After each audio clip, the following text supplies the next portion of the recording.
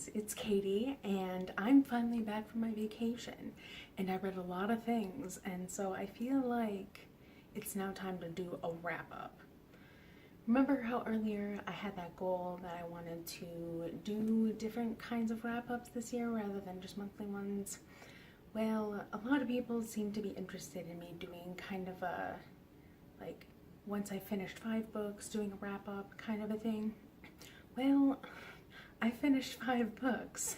I don't know if I'm going to consistently do 5 or if I'm even going to like this format, because I'm just constantly thinking about, oh, I have to do a monthly one. So it's just going to take a bit of time, I think, to get out of that mindset. Despite me not necessarily loving it, I don't know. I don't know what format I like. I'd try this one this time and just see how it goes, and we'll just go from there. So for those of you who don't know, I was just in the Cayman Islands and took a vacation for the first time in quite some time.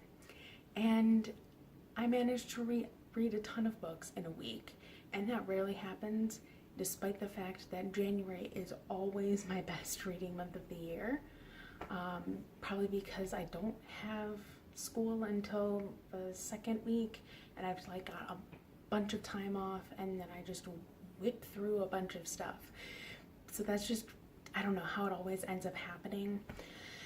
And I'm just really excited that I got through 5 things already. So I'm just gonna list the 5 things that I've read so far, and then I'm gonna talk about each of them individually and kind of my overall general plans for like review things and whatever, because there are some that I am for sure going to do a review on, and others that I'm kind of on the fence about that I'd like to hear your opinion on. So without further ado, let's launch into my Cayman Islands wrap up. So as I said, I read 5 things. I started one before we left, and that was The Girl in the Tower by Catherine Arden. That's book 2 in the Winter Night trilogy, and oh my god, did I adore that book. I can't tell you too much about it because it's the second book in a trilogy. The third book actually just came out this past Tuesday, and I'm planning on starting that tonight. But book 2 follows the same character of Vasya, and it's just kind of about her life immediately after the events of The Bear and the Nightingale. It picks up right where we left off, and she just kind of has a bit of a time of it. For those of you who haven't read it, it's a lot more action-y and a lot more plot-heavy than book 1. Book 1 was very character-centric and not heavy plot-centric. It was more about the atmosphere and the setting and the characters than book 2. Book 2 was definitely more about the plot and all just kinds of different crazy things. We got to see so many different places and everything, but I really enjoyed where it went, and it just took a very interesting turn in some ways that I wasn't expecting. The plot had a little bit of predictability to it like the first book, but I really liked it anyway. I love the use of the folklore and the fairy tales and the language. Like, Catherine Arden did such a good job with the research. And if you guys don't know already, I'm Eastern European, so I know quite a bit about Russian folklore, fairy tales, language, culture, etc.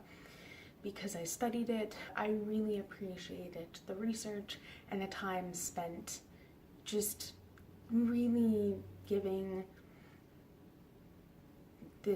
that part of the world the respect that it deserves, and also good representation, because another series that you've probably heard me talk about that I'm really salty about, that was also set in Russia, but it was not good. So I definitely adored Girl in the Tower. Did a great job. And that's actually one of the books that I'm going to be doing a full review of. Once I finish the trilogy, I'm going to do a full trilogy review and talk like I did with the Grisha trilogy a little while ago. I'm just trying new things out this year, and that's one that I'm definitely going to talk about. Then the second book I read on vacation, I started it and finished it there pretty quickly, was Peter Pan by Jan Berry. I read Peter Pan a lot as a kid, and actually part of the reason I brought it on that trip with me is because I have fond memories of reading it there. So I brought it with me for nostalgia's sake. I really actually quite enjoyed this reread. It was a lot different than I was expecting it to be in weird ways. I remember really enjoying it, and I had a bit of a different reading experience this time.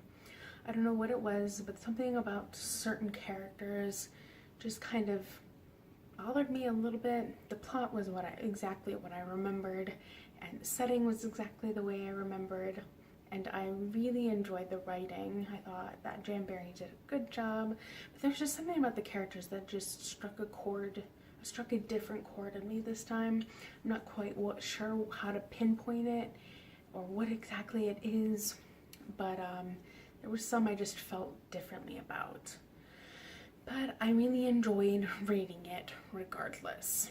Book 3 that I kind of read simultaneously along with Peter Pan was Shibumi by Trevanian. And this book this book is not quite how it's advertised. It's advertised as a suspenseful thriller kind of book, but it's really not that. It is a kind of a philosophical character study with espionage elements to it, and despite it not quite being what I was expecting, I really enjoyed this as well. I wasn't so sure at first. At first I was like, do I like this book?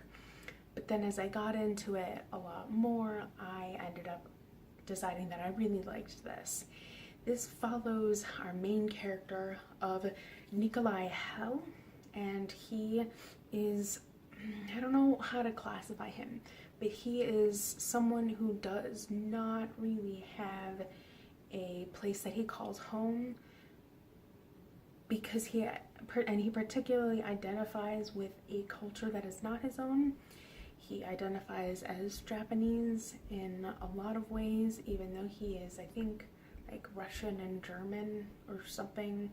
But he is just a very interesting character, and a lot of interesting things happen in this book. It's really difficult to explain it, especially since the blurb on the back doesn't tell you too much. But just kind of going through it briefly. The world building is literally just takes place in a real place at a real specific time period, so I'm not gonna talk about the world building much, but it was really interesting, everything that happened. The plot was really great. I thought it moved well, it flowed really well, and it kept my interest. The character of Nikolai Hell was fascinating. I really enjoyed reading things from his perspective, because there were a few other characters that we read perspectives from, and I just wasn't as much of a fan of them, and I think that was the way it was supposed to be, because this kind of takes place in the after World War II, I think this takes place right after World War II. It's kind of hard because it it spans a specific time period, like it's not just at one point and period of time. It just kind of, it goes from the time Nikolai was a kid and all the way up to his adulthood time, like late adulthood. And so it's hard to say when it was written, but I thought it was really interesting just getting to see all of these events written in this way. It was really interesting. It's almost I don't want to say historical fiction, but it was kind of espionage-y. I really liked the social commentary that was in here, because there was some of it. The philosophical discussions and thoughts that were thrown in were really great. I really enjoyed those. And in some ways this is quite relevant to today. The writing was pretty good as well, but I think where this book shone the most were both in the aspects of the plot and the characters. And I'm on the fence about doing a review about this one, so let me know if you kind of want me to tell you a bit more about my thoughts on this down in the comments. And then book 4 I read was Hook by, I forget the author, so as always I'll just put up a thing on the screen. And it was, I don't want to call, it's kind of it's kind of not only a retelling but also an origin story for the character of Captain Hook from Peter Pan. As you can kind of see, I was on a bit of a Peter Pan-y kick kind of thing, and I wasn't sure if I was going to like it at first. I ended up enjoying it quite a bit. Captain Hook was seen as, well, Captain Hook in this book was portrayed as an Englishman who was kind of kidnapped because of his reading and writing ability and pulled aboard Blackbeard's ship, where he started out as the cook, and then ultimately, due to a lot of different events, he became the captain of it. But he's seen as this very kind-hearted, very soft human being who is actually very, very good. But due to a lot of events that happen throughout the book, he becomes a very jaded and angry person. It's a very well done character study of the man who became Captain Hook, but his name did not have Hook in the title. But I really enjoyed just all the characters that were in this, and just the portrayal of a lot of things that happened. But one thing that really, really irritated me was the characterization of Peter in this book. I know that it's an overall series of the untold tales of Neverland or something, and the first book is about Pan, then the second book is Hook, then there's one on the Sea Witch, and finally one on the Lost Boys, or a Lost Boy, I'm not sure. But I really, really did not like the characterization of Peter. It just really bothered me, because he was almost very dark and very, I don't know, something about his characters really made me annoyed and kind of angry in some ways. I understand it, but I didn't like it. It just didn't work for me. It might have worked for other people, but I definitely didn't like it. And the writing was pretty good as well, so that was another factor that I enjoyed. So overall, I enjoyed the book, but there were definitely things I had an issue with. And that's another book I'm on the fence about doing a review about, so if you want to hear more of my thoughts, feel free to let me know down below. And finally, the fifth book that I read on my vacation was The Sea of Monsters by Rick Riordan, which is the second book in the Percy Jackson and the Olympian series. And honestly, if you know me at all at this point, I love everything mythology, folklore, fairy tales, etc. in any way, shape, and form, and I also love classics. So, I mean, I'm garbage for anything that deals with any of that. And Rick Riordan does all kinds of things with so many different myths and so many different pantheons throughout the world. He has a Greek series, he has a Roman series, he has an Egyptian series, and then he has a Norse series, and he's also doing his Rick Riordan Presents series, which is dealing with all these different mythologies from throughout the world. Like there was Arusha, which is, I believe, an Indian-based myth, and he's got another one that's going to be, I think, Mayan-based or somewhere in that general region. So I just love how much effort he is putting into bettering not only himself, but expanding and just really going for the diversity aspects of things. And I can't wait to continue on with all of his series, because I'm going to do that. For those of you who don't know much about The Sea of Monsters, it's book 2 in his Percy Jackson and the Olympian series. There are 5 books total. I'm going to read those later in the month, but or later this year, I don't know, sometime soon. But this one just kind of, I don't want to say it follows the events from book 1, but it kind of picks up a year after the events of book one. Percy is chilling back home and he's excited to get ready to go back to camp again, and then he finds out that that might not be a good idea after all, and ultimately he ends up going on another quest, one that he wasn't originally supposed to go on, and it's just a fun time. Enjoyed Sea of Monsters quite a bit. I would say it's kind of on par with my feelings for The Lightning Thief, but overall I think I enjoyed The Lightning Thief just a little bit more. I don't know why, but I did. But I really, as always, enjoyed the use of the myths that I've, grew up with and learned about in school and stuff. And I enjoyed, of course, Percy's character, and I love Annabeth. She is just so relatable and fun, and I just adore her. And I just like some of the new characters that were introduced, and just everything was just really done really well. World building, great, phenomenal, as always. He just did a good job. And weirdly enough, I'm not the hugest fan in the entire world of urban fantasy. I'm actually quite picky with it. There's only one other series that I liked that was urban fantasy, and that was the Young Wizard series by Diane Duane. Know many people that know of that series or that talk about it. But world building was really great. It takes place in the United States, and the United States is kind of, I don't know, it puts a modern twist on all of the Greek myths and things, and it's just super well done.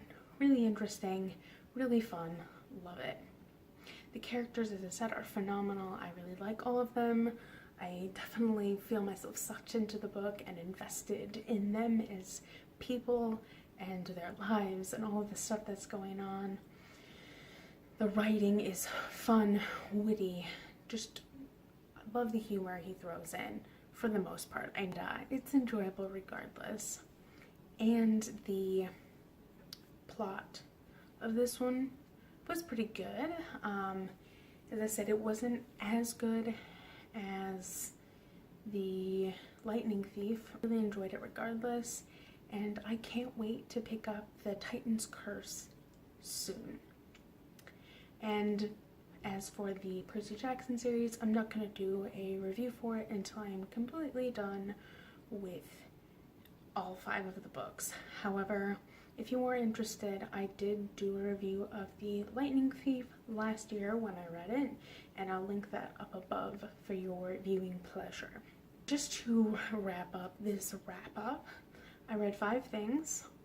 I read Girl in the Tower by Catherine Arden, phenomenal, would recommend. I read Peter Pan, which I really enjoyed. It's a fun, quick read from my childhood that I definitely enjoyed this time but had different thoughts on. Then I read Shibumi by Trevanian, which I definitely enjoyed despite it not being what I thought it was and really how it was advertised. Then 4th, I read Hook by other person that I don't remember, and I ended up enjoying that more than I thought I would, but I definitely did have some issues with certain characters and certain characterization that was presented. And finally, I read Percy Jackson and the Sea of Monsters, which I thoroughly enjoyed.